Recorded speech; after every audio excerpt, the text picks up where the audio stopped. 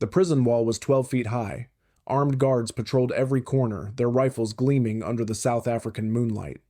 Winston Churchill pressed his back against the cold stone, heart pounding so loud he was certain someone would hear it. He had one chance, one moment, and if he failed, they would shoot him before dawn. He was 25 years old, a war correspondent with no military authority, no weapons, and no plan beyond the next 30 seconds. 300 miles of enemy territory stretched between him and freedom.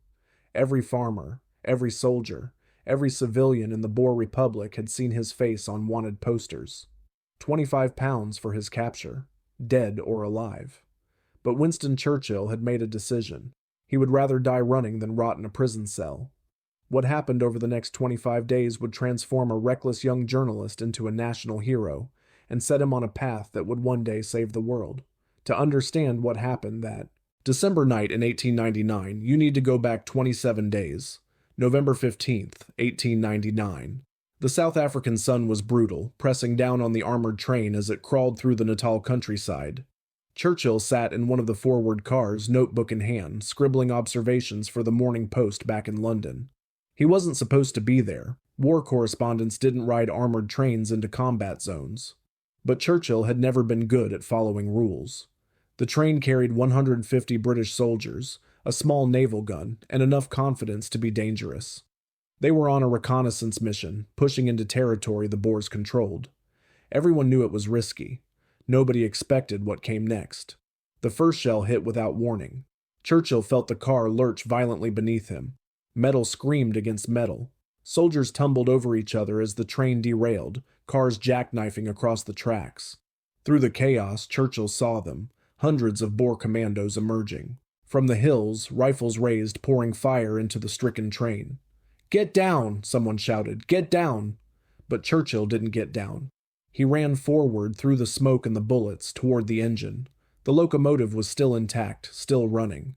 If they could clear the debris from the tracks, they might, just might, escape. For the next hour, Churchill directed the recovery effort. He organized soldiers to push wrecked cars off the rails. He encouraged the wounded. He stood in the open, fully exposed to enemy fire, as bullets whipped past his head. The engine driver later said he'd never seen anything like it. That young man, he would recall, had no fear, none at all. The engine broke free. It began to move. Churchill jumped onto the locomotive with the wounded, thinking they'd made it. They hadn't. The Boers had surrounded them. A horseman appeared on the ridge, rifle aimed directly at Churchill's chest. There was nowhere to run, nowhere to hide. Winston Churchill raised his hands. He was a prisoner of war.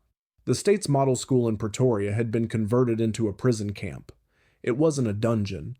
The building was relatively comfortable, with decent food and access to books. But for Churchill, it was a cage. Every day behind those walls was a day wasted. A day his rivals in London were advancing their careers while he rotted in obscurity. He couldn't stand it. Within days of arriving, Churchill began planning his escape. He studied the guards' routines, memorized their patrol patterns, identified weak points in the perimeter. The eastern wall, he noticed, had a brief window, perhaps 60 seconds, when no guards could see it. 60 seconds to climb 12 feet, drop to the other side, and disappear into the darkness. It wasn't much, but it was something. Churchill found two allies among the prisoners, Captain Aylmer Haldane and a sergeant major named Brocky. They agreed to escape together. The plan was simple: wait for the right moment, scale the wall, and make their way 300 miles east to Portuguese Mozambique, neutral territory where the Boers couldn't touch them. 300 miles, through enemy farmland, with no maps, no food, no weapons, and every man in the country looking for them. "It's suicide," Haldane said quietly one evening. "You know that." Churchill lit a cigar. Somehow he'd managed to keep a few, and smiled. "Perhaps," he said, "but I'd rather die attempting the impossible than live accepting the inevitable." The date was set, December 11th, 1899. But what Churchill didn't know, what he couldn't have known, was that his escape would nearly destroy him before it saved him. December 11th arrived gray and overcast. Perfect conditions. Churchill dressed carefully, putting on his least conspicuous clothes, stuffing chocolate bars and a compass into his pockets. His heart raced as the evening approached. Then everything went wrong. The guards changed their routine. Instead of the usual 60-second gap, there was constant surveillance. Haldane and Brocky couldn't reach the wall without being seen. Hour after hour passed and the window never opened. "Tomorrow," Haldane whispered. "We'll try tomorrow." But Churchill was already at the wall. He hadn't seen the signal to abort, or perhaps he'd ignored it. Either way, he was climbing, fingers scraping against stone, boots scrambling for purchase. He reached the top, threw himself over, and dropped into the garden on the other side. He was out, but he was alone. Churchill crouched in the shadows, waiting for Haldane and Brocky to follow. Minutes passed, then half an hour, then an hour. They never came. The guards had spotted movement, tightened their patrols. His companions were trapped inside.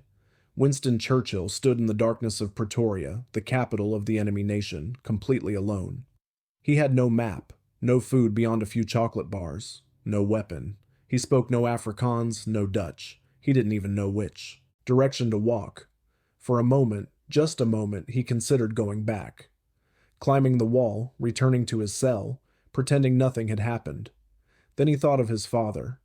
Lord Randolph Churchill had been brilliant, powerful, destined for greatness, and he died at 45, broken and forgotten. He'd never believed in Winston, never thought his son would amount to anything. "You will be a disappointment," he'd said. "A failure." Winston straightened his shoulders. He would not go back. He picked a direction, east, he hoped, and started walking. The first night was the longest of his life. Churchill walked for hours through the outskirts of Pretoria, expecting at any moment to hear the shout of a patrol, the crack of a rifle. Every shadow seemed to hide an enemy. Every sound made him freeze. He followed the railway tracks. They had to lead somewhere, moving only at night, hiding during the day. The chocolate ran out on the second day. His water was gone by the third. The African sun was merciless, and Churchill, weakened and delirious, began to lose hope. By the fourth night, he could barely stand. He was stumbling along the tracks when he saw it, a light in the distance. A building, a coal mine, he realized, with workers' houses nearby. It was insane to approach. Anyone could be a Boer sympathizer. Anyone could turn him in for the reward. But Churchill was dying. He had no choice. He walked to the nearest house and knocked on the door. A man answered. Middle-aged, weathered face, suspicious eyes. He looked Churchill up and down. "What do you want?" Churchill's mind raced. He could lie, claim to be a Dutch settler, try to bluff his way through. But something stopped him. Maybe it was exhaustion. Maybe it was instinct. Maybe it was simply the realization that he had nothing left to lose. "I am Winston Churchill," he said. "I have escaped from Pretoria. I need help." The silence stretched for an eternity. Then the man smiled. "Thank God," he said. "You're the only Englishman for 20 miles, and you've knocked on the only English door." His name was John Howard. He was the manager of the Transvaal colliery, and he was about to save Winston Churchill's life. Howard pulled Churchill inside, closed the door, and immediately began asking questions. How had he escaped? Was he followed? Did anyone see him approach the house? Churchill answered as best he could, but exhaustion was overtaking him. Howard brought food, real food, bread and meat and coffee, and Churchill ate like a man who'd forgotten what eating was. "You can't stay here," Howard said. "They're searching everywhere, every farm, every mine. There's a reward on your head." "I know." £25, that's a fortune out here. Someone will talk. "Then what do I do?" Howard was quiet for a moment. Then he leaned forward. "There's a coal mine shaft," he said. "Abandoned, deep underground. No one goes there anymore. We can hide you in the tunnels until the search dies down. Then we'll smuggle you out." "How?" "Wool train. It runs to Lourenço Marques, Portuguese territory. We'll put you in a freight car, cover you with wool bales. 3 days, maybe 4, then you're free." Churchill looked at the man who had every reason to turn him in, and every reason to be afraid. "Why?" he asked. "Why are you helping me?" Howard's jaw tightened. "Because I'm an Englishman," he said, "and because someone has to fight back." For 3 days, Winston Churchill lived underground. The abandoned mine shaft was dark, damp, and infested with rats. Churchill could hear them scurrying in the blackness, feel them brushing against his legs as he tried to sleep. The air was thick and stale. The only light came from a small candle Howard brought with each visit. It was, Churchill later wrote, like being buried alive. But it was also safe. Above ground, the search had intensified. Patrols swept through the countryside. Wanted posters appeared in every town. The Boer government was furious. Their most famous prisoner had vanished, and they needed to find him before the British press turned him into a martyr. They never thought to look underground. On December 19th, Howard appeared at the shaft entrance with news. "The train leaves tomorrow night," he said. "Are you ready?" Churchill climbed out of the darkness, blinking in the daylight. He'd lost weight. His clothes were filthy. He hadn't bathed in a week. But his eyes were clear and his voice was steady. "I've been ready since I got here." That night, John Howard and his colleagues loaded Churchill into a freight car. They surrounded him with wool bales, creating a small cave in the center where he could breathe. They gave him food, water, and a pistol, just in case. 3 days, Howard said. "Don't make a sound. Don't move.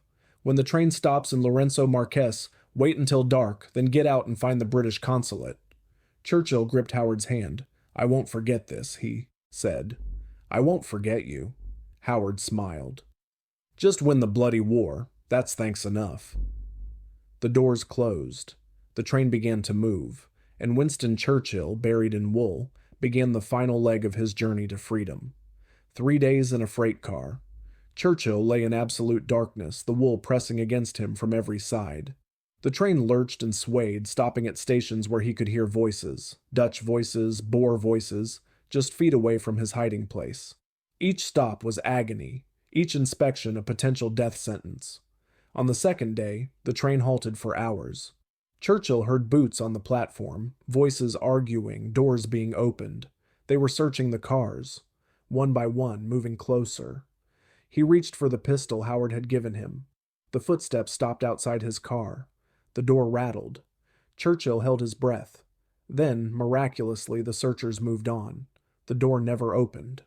Years later, Churchill would learn that the inspectors had been bribed.